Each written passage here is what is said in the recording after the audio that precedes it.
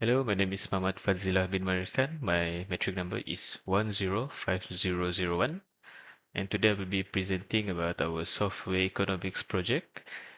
For my part, I will do the introduction.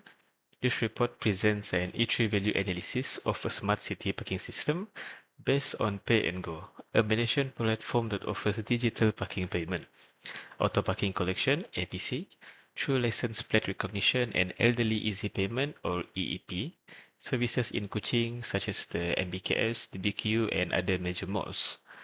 This is by Dr. Chia, 2026. The model involves three main actors: the citizens, the city council, and the app developer of the pay and go system. In this analysis, value exchanges are quantified. The net present value, NPV, is calculated over a 5-year period using an 8% discount rate, and 5 scenarios are evaluated to examine the system's economic robustness. Next for my part is the main E3 value main model. As you can see in the citizen part will go through app developer of Pay and Go and then go through the city council. The system starts with the citizen and then ended with city council. The citizens will pay the parking fee to the app developer, and then the parking revenue share will be sent to City Council, and then the City Council will give operating license to the developer so that they can do the Pay and Go app or system, and then they will provide digital parking service and APC convenience service to the citizens. Next for my part is scenario 1. The scenario 1 is for the digital divide. In this scenario, we include the elderly inclusion or the EEP. The City Council mandates that the app developer must support elderly easy payment (EEP), where seniors park for free or at a 50% discount without using a smartphone. Who subsidize the lost revenue, the app developer, lower commission, or the City Council, lower collection? Here we see about the answer for this scenario after this. In this E3 value scenario 1, it looks similar to the E3 value, the main model. The difference is the reduced parking fee compared to the first parking fee money. In this case, it is reduced and the revenue share also reduced because we need to do this parks for free or at 50% discount without using the smartphone case. And then for app developer to citizen, there an extra line here that the app developer provide the EEP parking service to the elderly citizens. In this scenario, no new actors or value interfaces are added in the system. City Council remains the main revenue receiver through the existing 88% revenue share mechanism. Overall system structure remains unchanged. Only the value distribution and economic outcomes are adjusted due to the discount policy. And for the NPV and the conclusion, as you can see, only the City Council has a positive NPV, while app developer and citizen will have a negative NPV. And for the conclusion, EEP discount applies to 14% parking sessions. The discount causes an estimated 82,000 ringgit annual revenue loss. City Council remains financially sustainable with positive NPV. App developer absorbs the EEP impact through reduced commission revenue. App developer NPV decreases to 851,944 ringgit, while citizens receives improved accessibility and lower parking costs. The overall system structure remains unchanged, but the value distribution is affected. That is all from me. Thank you. Hi, my name is Mohammad Shafiq Jubair, matrix number 10500. Now I'm going to present my part for the project, which is scenario 2. Scenario 2 is the ghost town, which means low occupancy. So a new mega mall opens nearby with free parking, causing a 40% drop in on-street parking transaction in the council zone. So at what transaction volume does the app developers NPV turn negative? Okay. This is the E3 value model for the scenario 2. There's no changes from the main model, but there's only change in the transaction value, which is 40% less occupancy. This is the MPV for the scenario. The app developer is on the negative, the city council is on the positive, and lastly, the citizen is also on the negative. For the conclusion, NPV is already on the negative in the best model. To fully recover, it requires 968,775 sessions per year, which is 2 times the current volume. The cash flow to break even is 416,667 sessions per year. And for the scenario 2 volume, which is 252,000 sessions, which is 60% of our main valuation, and 164,667 below to break even. The annual operating loss is on the negative side, 61,256, and the NPV has worsened at 1,065,577 ringgit and 45 cent. That's all from my part. Thank you. Hello, my name is Mohammad Faridzuan bin Ariffin, student ID 107626. I will be presenting scenario 3, which is the data monetization scenario. In this case, the app developer stops earning commission from parking payments and instead shift to a new revenue model by selling anonymized traffic data to local businesses. The key question here is whether this new approach improve the sustainability of the system. For this diagram, it shows the updated E3 value model for scenario 3. A new actor, which is the local businesses, is introduced into the system. The app developer now provides anonymized traffic data to businesses and receive money in return. At the same time, the commission from the city council is removed, meaning the developer no longer depends on the parking revenue.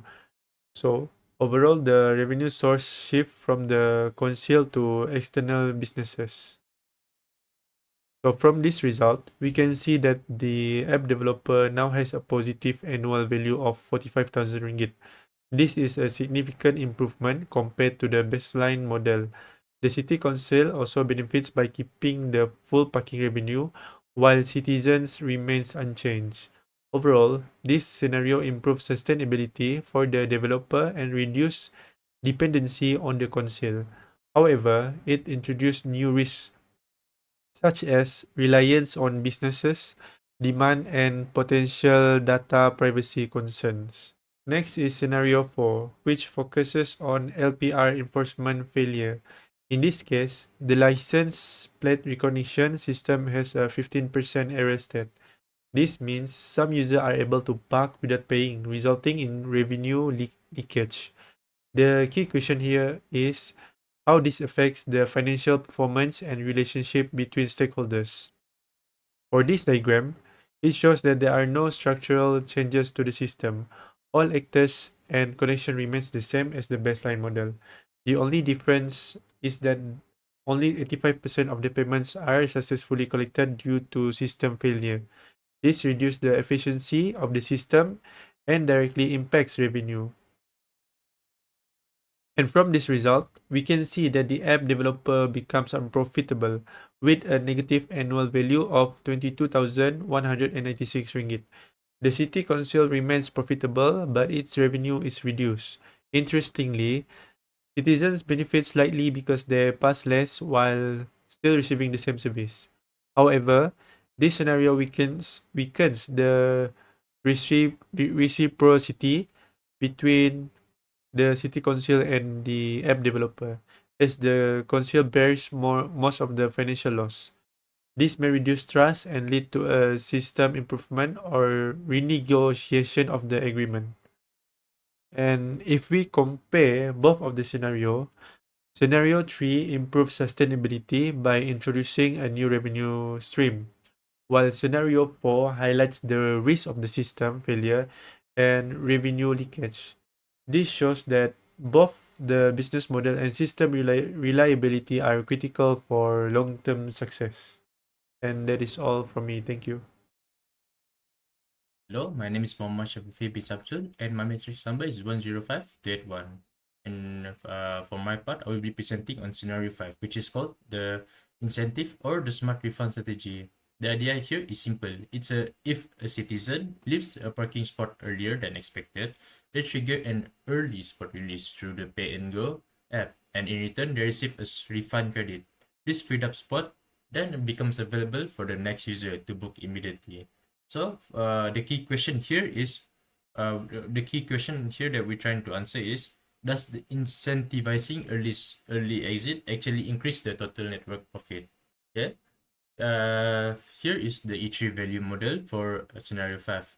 Looking at the E3 value model here, you can see that compared to the base model, we've introduced an OR fork that splits citizen behavior into two paths, which is path A that represents the next user, a citizen that sees the availability notification and book the free spot, paying a short session fee. And next path is the path B, represents the early lever. This is the original citizens who released the spot early and received a refund credit in return. We've also added 4 new value objects to capture this new exchange: refund credit in money, early spot release info flowing to the city console, and availability info flowing to the next user. The rest of the connections are operating license, parking revenue share, APC convenience service remain consistent with the base model. Yeah, for the slide 3, which is NPV and conclusion. Now looking at the NPV results here, the city councils is the biggest winner here, achieving a strong positive NPV of RM 4,039,000. This is because the increased transaction volume from double occupancy per slot significantly boosts their revenue share without requiring any additional investment. The app developer, however, still has a negative NPV of RM 690,380, while their annual profit is actually positive at RM 32,488. This is not enough to recover the initial investment of RM 820,000 within the 5-year analysis period. As for the citizens, however, their net value is approximately 0. The refund credit they receive effectively offsets the parking fee, so they experience a balanced and fair value exchange. So, in conclusion, scenario 5 does increase the overall network profit, primarily benefiting the city council. For the model to be fully sustainable, the app developer would need either a high commission rate or a longer analysis period to recover their initial investment. So, to wrap everything up, after analyzing all 5 scenarios using the E3 value model, we can conclude that the pay and go smart parking system is overall economically viable.